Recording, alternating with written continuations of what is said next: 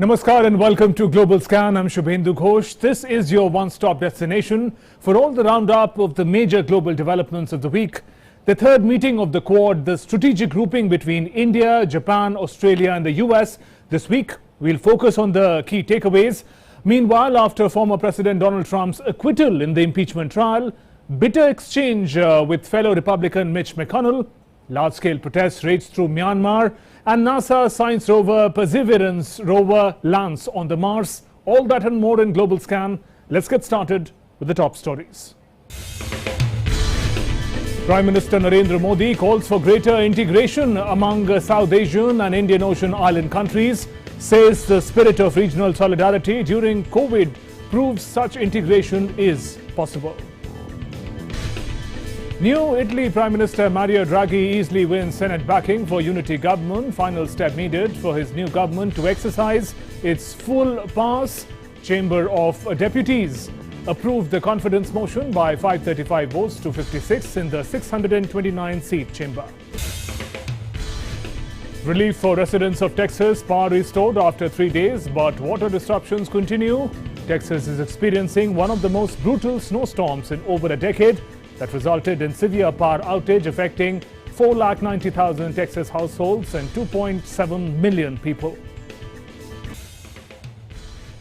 NASA confirms Perseverance rover has landed on Mars. This is its first stop on search for traces of ancient microbial life on the red planet. Let's now begin with news from Asia.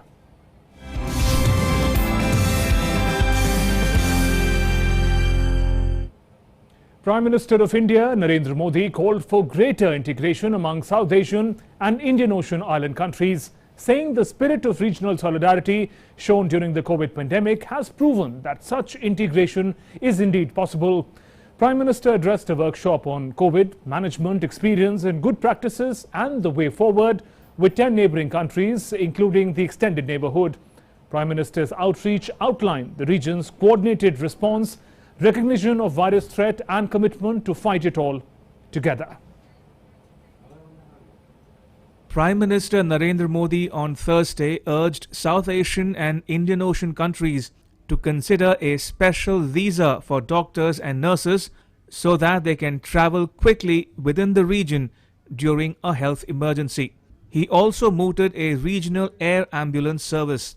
He made these and other proposals in his address to a workshop for health officials from all 8 SAARC countries besides Mauritius and Seychelles, who met online to talk about COVID-19 management, share their experiences and best practices, and decide on the way forward for tackling future pandemics. Allow me to make some suggestions for your discussions today. Can we consider creating a special visa scheme for our doctors and nurses so that they can travel quickly within our region during health emergencies on the request of the receiving country? Can our civil aviation ministries coordinate a regional air ambulance agreement for medical contingencies?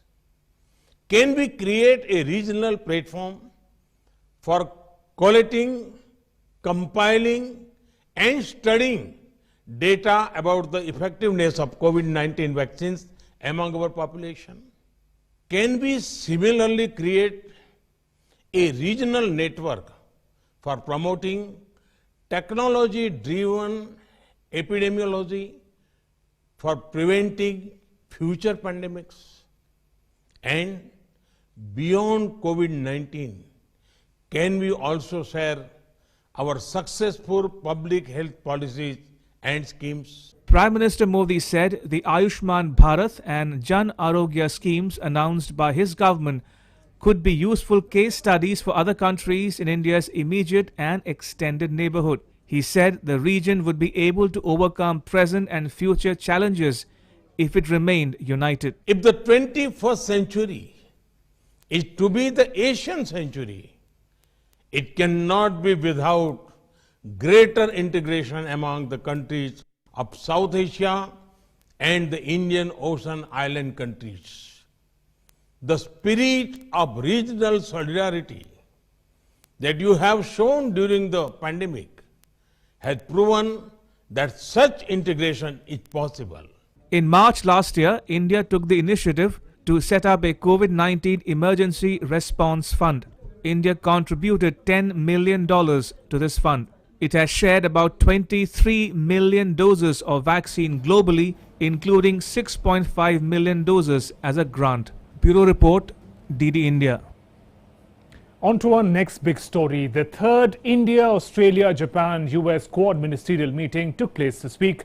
Dr. S. Jaishankar, Minister of External Affairs, India, participated in the meeting with his counterparts, Foreign Minister Marise Payne of Australia, Foreign Minister Toshimitsu Motegi, Japan, and United States Secretary of State Antony Blinken. The ministers highlighted their shared attributes as political democracies, market economies, and pluralistic societies. They recognize that the changes underway in the world makes a strong case for their countries to work closely together. It was important for the international community that the direction of changes remain positive and beneficial to all. Next, let us understand what Quad is all about and what happened in the third meeting. Talking about Quad refers to the quadrilateral security dialogue. The four countries who are important partners in this grouping, India, US, Japan and Australia are the member states of this Quad. Understanding about what Quad is all about, it's an informal strategic forum between the four nations. They talk about the challenges facing the region and common interest of the four countries. How did it start? Japan's former Prime Minister Shinzo Abe in fact proposed the idea way back in 2007, and talking about the genesis of the idea, the roots in fact lie in the years earlier, 2004, the tsunami relief cooperation, when these countries worked together to bring relief, and that's when the idea came that they could in fact be part of a grouping. The first meeting of Quad took place in New York in 2019. This was on the sidelines of United Nations General Assembly. Talking about the second meeting, it took place in Tokyo last year. It was in the peak of the pandemic, and the third meeting took place this week. Let us now understand what happened particularly in the third meeting of the Quad. All the member states talked about upholding the rules-based international order, especially in the region of the Indo-Pacific, respect for territorial sovereignty and peaceful resolution of disputes, also important in the context of de-escalation of tensions between India and China at the LAC. Also, the priority for this grouping is freedom for navigation in the international seas for the US, Australia, Japan and India. It's a common interest vis-a-vis the region. And the region we're talking about is the Indo-Pacific region, free, open and inclusive Indo-Pacific region. There are a lot of challenges from expansionist powers in the region that threaten that freedom. Also, the pandemic, the current pandemic was the focus, COVID-19 pandemic, and the manner in which vaccine distribution and availability will be made possible, not just for these countries, but also for other developing countries. That was the focus of the Quad third meeting. Responding to the climate change challenge becomes crucial, especially after America decided to come back to the Paris Agreement. Cooperation in counterterrorism is one of the key agendas, in fact, of this grouping. It's always the highlight in each of the meetings. The third one took place this week. Also, developments, the immediate developments taking place in India's neighborhood in Myanmar, the military coup and the manner in which democratic transition could possibly take place. Those were some of the highlights of what happened in the third meeting of the Quad. Moving on, the US has agreed to take part in talks involving Iran and world powers with a view to revive a landmark nuclear deal. Now, the move reflects the change in US administration, with Secretary of State Antony Blinken stressing President Joe Biden's position that Washington would return to the accord. In a major move to jumpstart diplomacy, the United States of America is willing to sit down for talks with Tehran and other signatories to the Iran nuclear deal.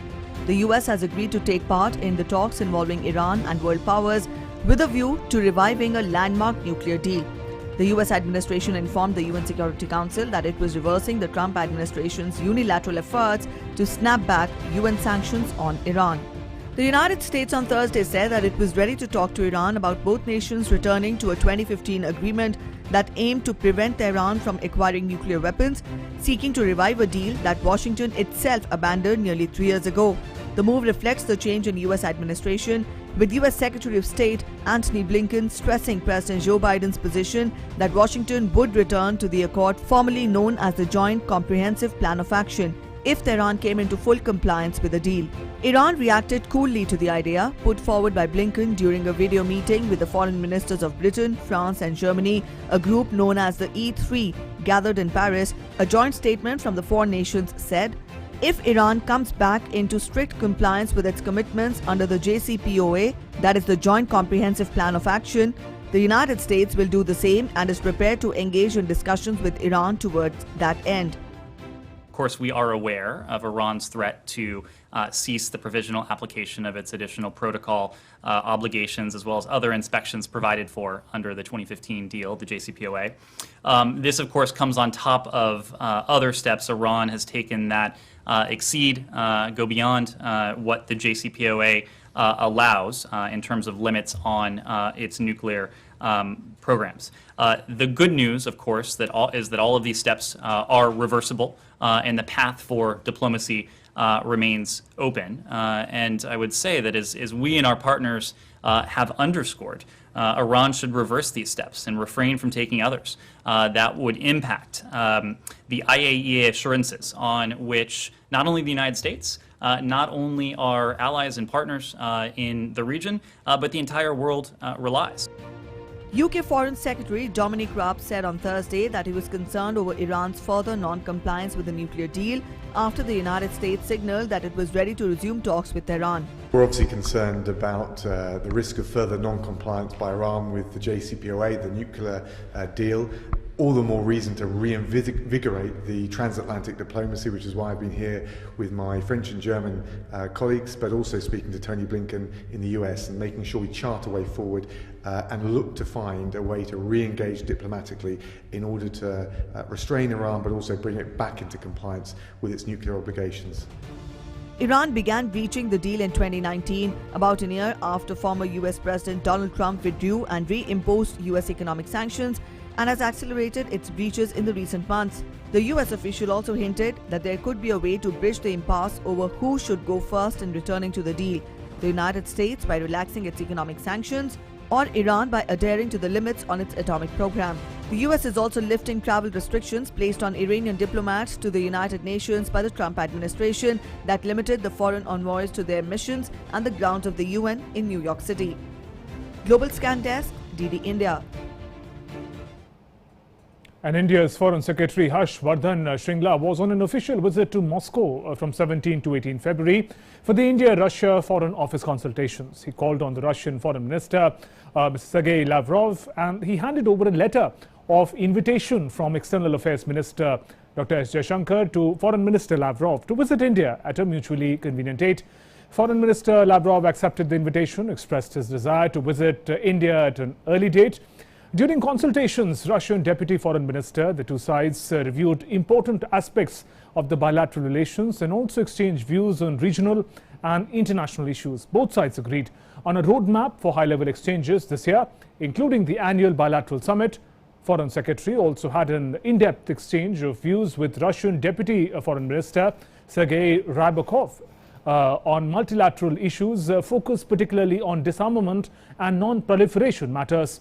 Visit of Foreign Secretary was preceded by Foreign Office consultations on UN Security Council matters and policy planning at the RIGI level between the two sides in February.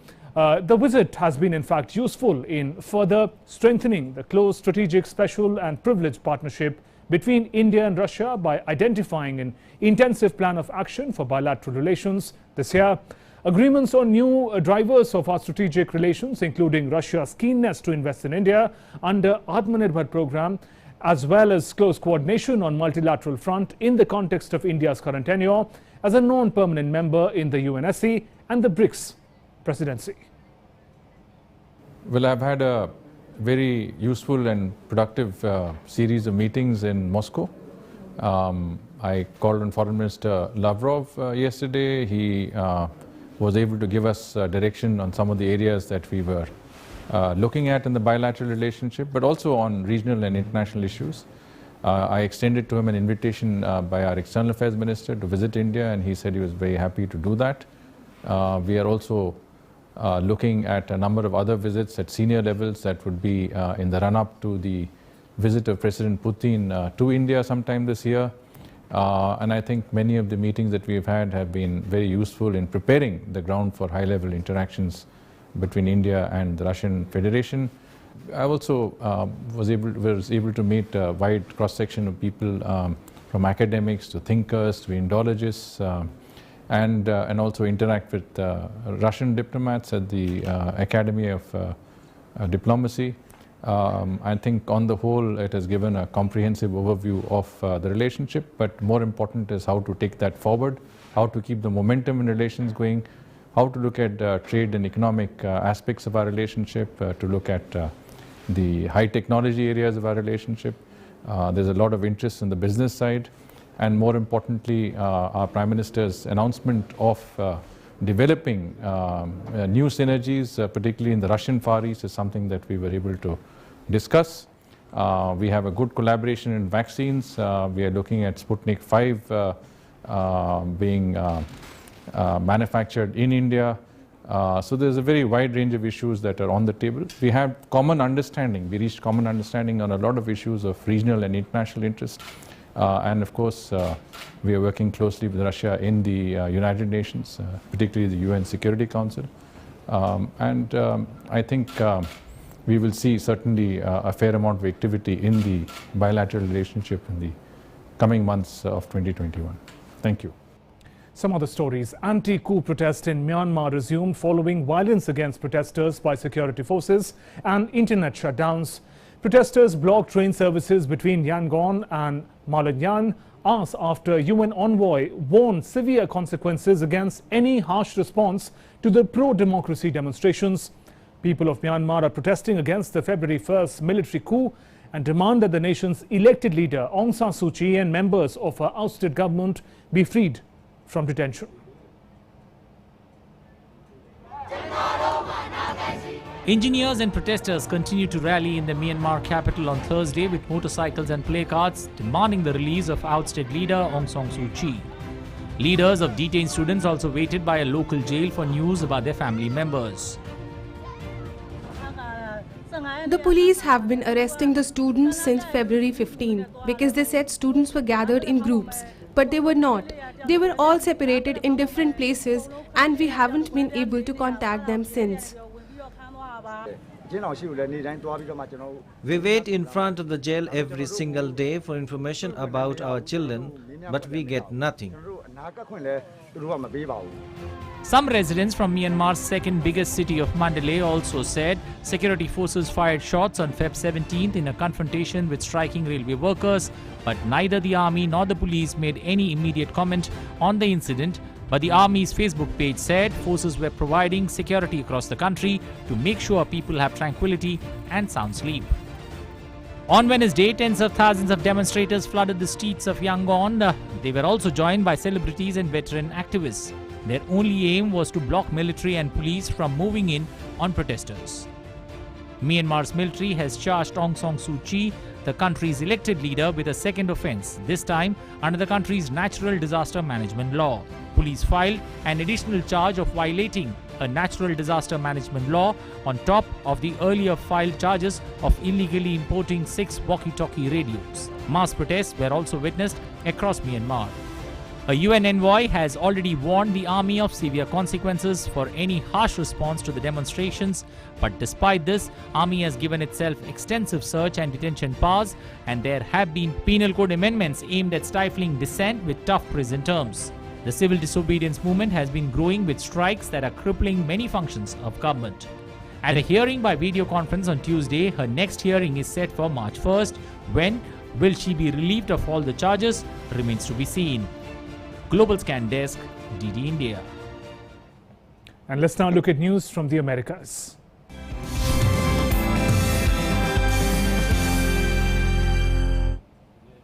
Some news from the US. After spending over 3 days without electricity, gas, water and other utilities, some respite came to the residents of United States state of Texas on Thursday when the power was finally restored.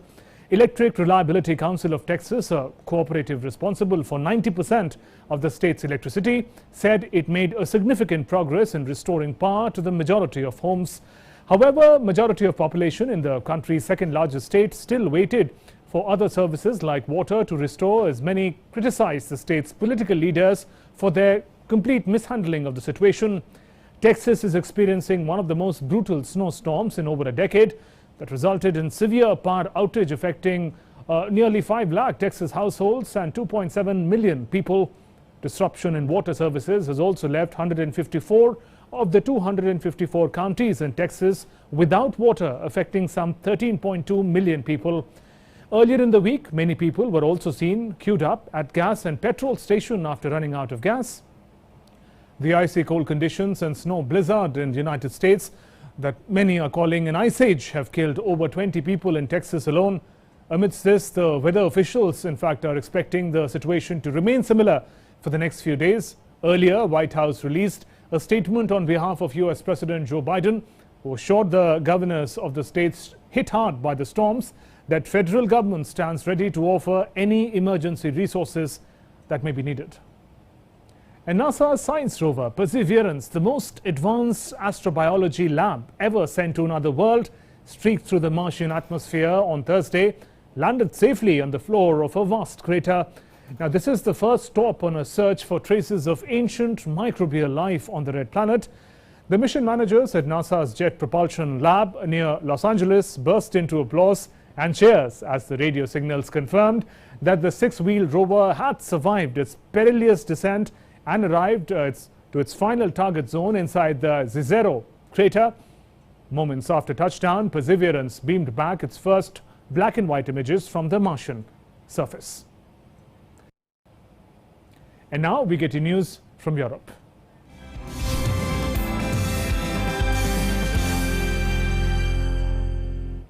Italy's Prime Minister Mario Draghi easily won a vote of confidence in the lower house of Parliament on Thursday, the final step needed for his new government to exercise its full powers. The Chamber of Deputies approved the confidence motion by 535 votes to 56 in the 629-seat chamber, with the far-right Brothers of Italy being the only major party to oppose the former European Central Bank president.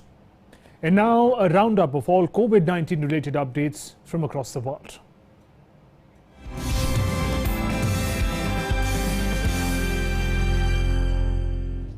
The Brazilian city of Rio de Janeiro halted COVID-19 vaccinations from 17th February due to a lack of shots. Vaccination will only begin when a new lot of shots arrives. The delivery is not expected until next week. The halt to vaccinations illustrates the patchy nature of Brazil's vaccine rollout, which has been blighted with delays and a lack of supplies. Massive testing campaign has started in the northern French city of Dunkirk as the variant that was first detected in Britain spreads rapidly in the region. Residents of the city as well as neighbouring towns can get tested for free in testing centres set up specifically to counter the variant. Preliminary results show about 10% of the population are infected, with 80% of those infected people testing positive for the variant that was first detected in Britain. Meanwhile, the French government has so far decided not to declare a local lockdown or close schools. 2,400 additional Moderna vaccine doses have been allotted to Dunkirk to speed up vaccinations there. Dutch Prime Minister Mark Rutte called on the country to respect a nighttime curfew, saying it was still needed to fight the coronavirus pandemic, despite a court ruling earlier on 16th February that the measure lacked a legal basis. Rutte's coronavirus policy was dealt with a major blow when a court said his government had failed to make clear why it was necessary to use emergency powers at this stage of the pandemic. The government said it would appeal against the ruling. Rutte maintained that the curfew was needed to prevent a surge in infections due to more contagious new mutations of the virus. The curfew, which allows only people with a pressing need to be outdoors between 9 p.m. and 4:30 a.m., was extended last week until at least 3rd of March. The first curfew in the Netherlands since World War II sparked several days of rioting by anti-lockdown protesters when it was introduced on 23rd of January. Scottish First Minister Nicola Sturgeon on Tuesday said students in Scotland will begin returning to schools from the 22nd of February, but the move would mean that wider COVID-19 lockdown restrictions may have to stay in place longer. Sturgeon said a phased return would go ahead as previously planned, with some age groups allowed to return next week and others dependent on the success of that move and data on overall infection rates. The coronavirus pandemic has meant that students have been at home since before Christmas. Austria's government will decide on the 1st of March on a potential loosening of pandemic restrictions that would come into effect around Easter at the earliest, Chancellor Sebastian Kurz said on Monday.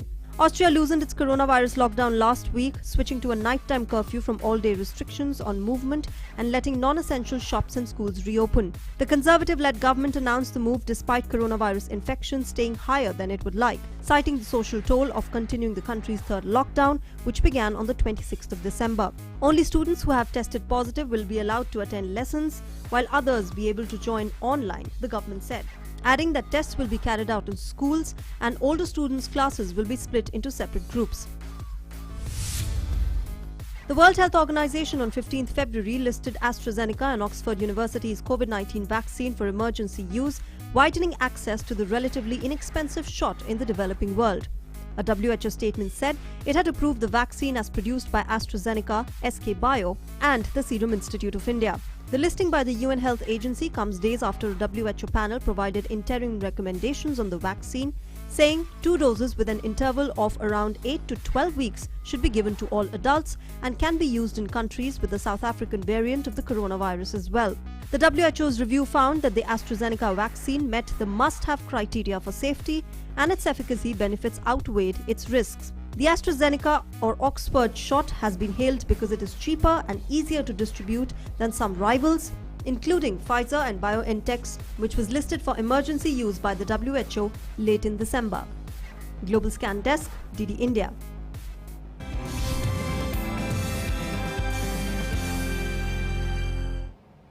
Let's look at some stories from a more intimate world around us. Stories that inspire, stories beyond headlines.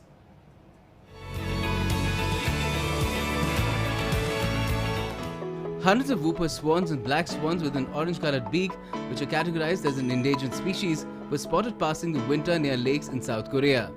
About 100 black swans visit South Korea to pass the winters. These seasonal birds will travel back to the north in March before the breeding season. Archaeologists have discovered a 5,000-year-old brewery that could produce thousands of liters of beer in the ancient Egyptian city of Abydos. Egypt's Tourism and Antiquity Ministry said the site in Egypt's Sohag Governorate is likely dating back to the reign of King Narmer about 3100 BC. Authorities have found that the brewery, which had a production capacity of 22,400 litres, was split into 8 sections, each containing 40 clay pots used to warm mixtures of grain and water. The beer was used in royal burial rituals for Egypt's earliest kings. In Russia, a lot of blue-colored dogs have been found near a closed chemical factory, which the veterinarians are calling a normal condition. They've said that the cause of the change of fur color remains unknown. The dogs are under treatment at a nearby clinic, where they will be released after sterilization if their lives and health are not under any threat. Global Scan Desk, DD India.